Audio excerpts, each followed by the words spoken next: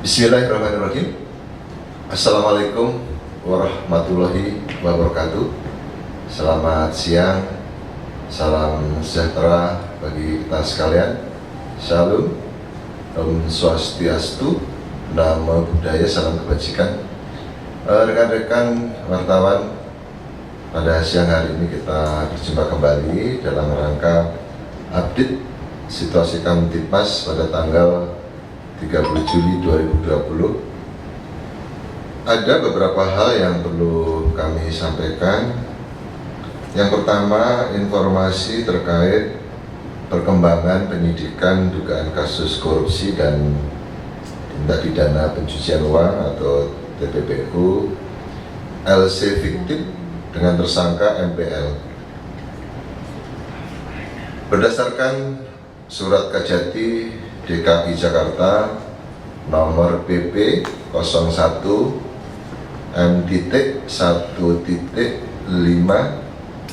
FT.107 2020 tanggal 28 Juli 2020 tentang perpanjangan penahanan.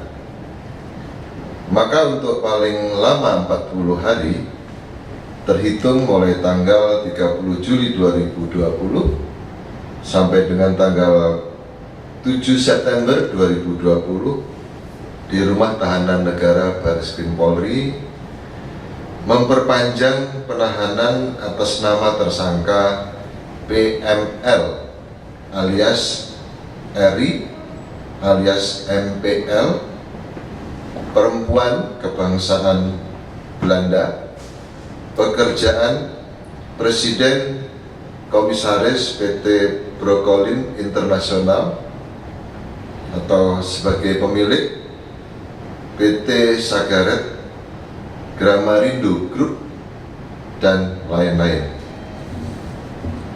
Kemudian yang kedua, informasi yang bisa kami sampaikan terkait perkembangan kasus penyelewengan dana Bansos penanganan COVID-19. Sampai dengan tanggal 24 Juli 2020, kasus penyelewengan dana Bansos penanganan COVID-19 sebanyak 102 kasus yang ditangani oleh 20 Polda. Polda yang terbanyak menangani kasus tersebut antara lain Polda Sumatera Utara sebanyak 38 kasus dan Polda Jawa Barat sebanyak 18 kasus. Dari hasil identifikasi data terduga pelaku yang dihimpun oleh Direktorat Tindak Pidana Korupsi Bareskrim Polri antara lain, yang pertama ada pelaku seorang wali kota, kemudian yang kedua kepala dinas sosial bekerja sama dengan penyedia, kemudian yang ketiga kepala seksi Kesra, kemudian yang keempat pejabat bulog, yang kelima camat, yang keenam kepala desa atau perangkat desa, dan yang terakhir ada juga pelaku dari ketua RT. Modus operandi penyelewengan dana Bansos penanganan COVID-19 antara lain, yang pertama pemotongan dana Bansos dan pembagian yang tidak merata. Kemudian yang kedua, pemotongan dana Bansos sengaja dilakukan oleh aparat desa untuk pemerataan dengan ajas keadilan untuk yang tidak menerima Bansos, dan hal tersebut telah disetujui oleh penerima Bansos.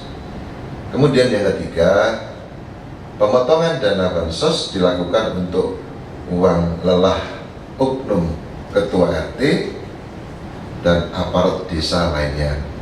Yang keempat, pengurangan timbangan paket sembako. Dan yang terakhir, yang kelima, tidak transparan dalam sistem pembagian dan jumlah dana Bansos yang diterima.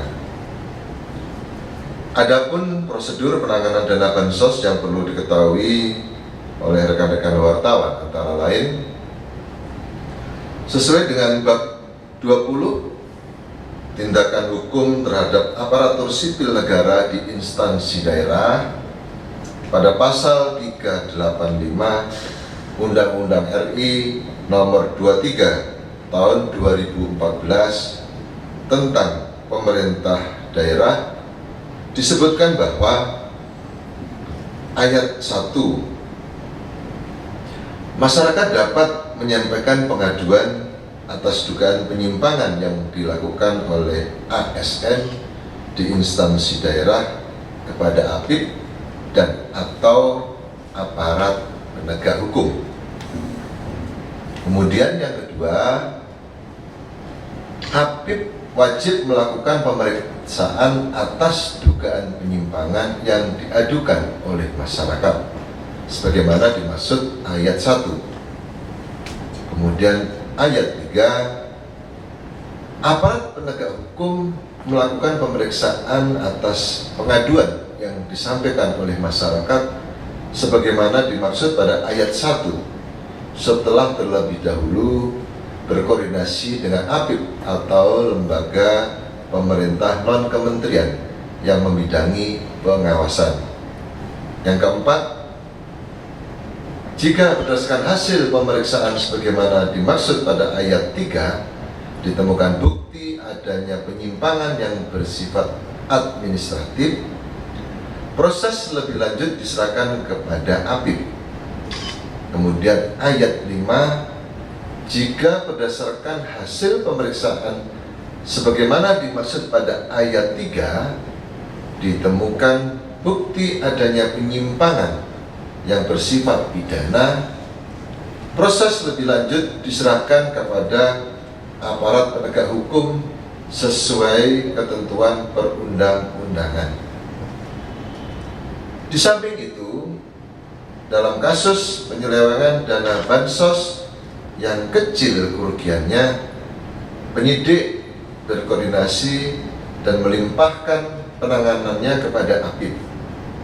Namun apabila kerugian negara cukup besar, penyidikannya dilakukan secara profesional dan proporsional oleh penyidik sesuai peraturan perundang-undangan yang berlaku. Pengelompokan pasal yang dikenakan pada pelaku penyelewengan dana bansos penanganan COVID-19 sesuai dengan Undang-Undang RI nomor 20 tahun 2001 tentang perubahan atas Undang-Undang nomor 31 tahun 1999 tentang pemberantasan tindak pidana korupsi antara lain.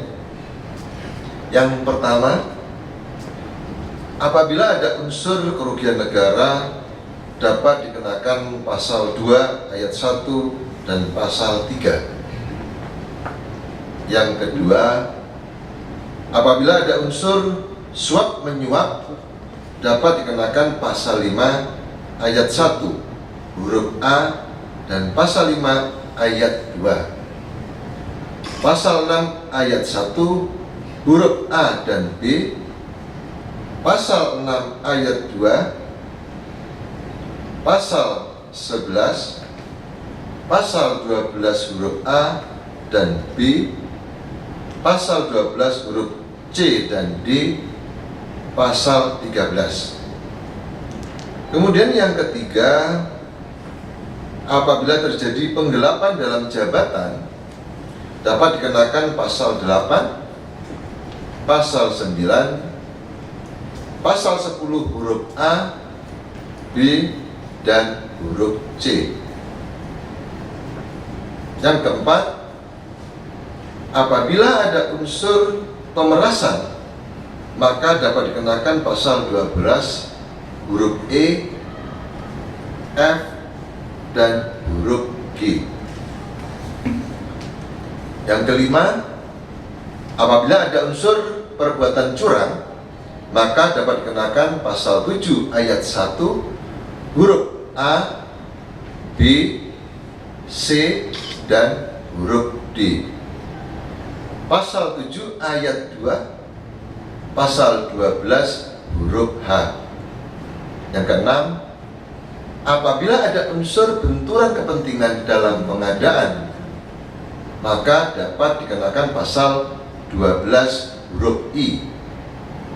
Dan yang terakhir, nomor 7, apabila ada unsur gratifikasi, maka dapat dikenakan pasal 12B junto pasal 12C. Informasi ketiga terkait perkembangan kasus surat jalan Joko S. Chandra yang melibatkan BJPPU.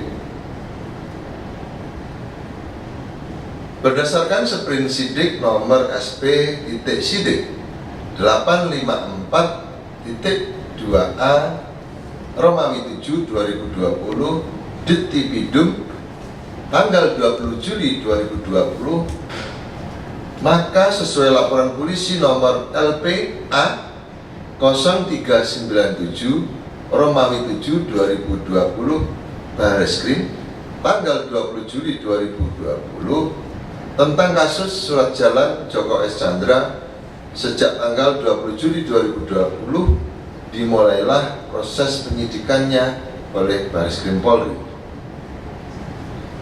Sejak tanggal 20 sampai dengan 27 Juli 2020, penyidik telah memeriksa 21 orang saksi.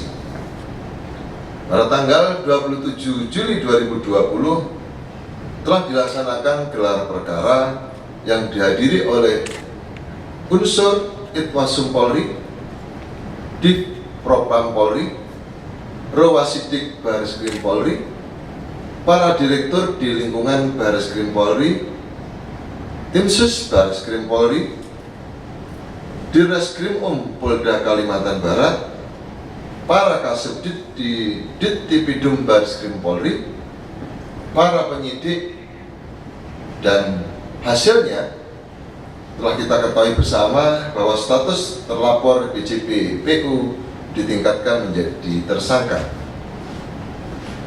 Pada tanggal 29 Juli 2020, penyidik telah melakukan pemeriksaan terhadap saksi antara lain 1. Saudara B, Flight Operation PT TPA.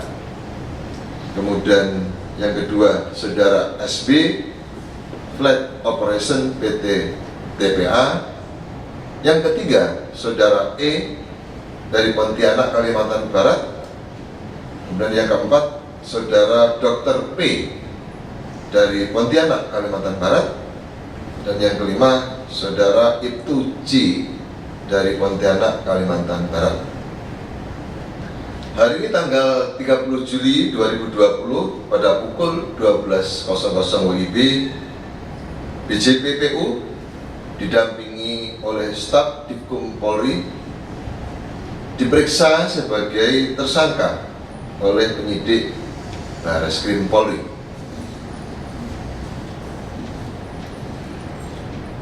Sedangkan Direktorat Tindak Pidana Korupsi Barreskrim Polri saat ini telah membuka penyelidikan terkait kemungkinan adanya aliran dana pada pusaran kasus Joko S. Chandra tersebut.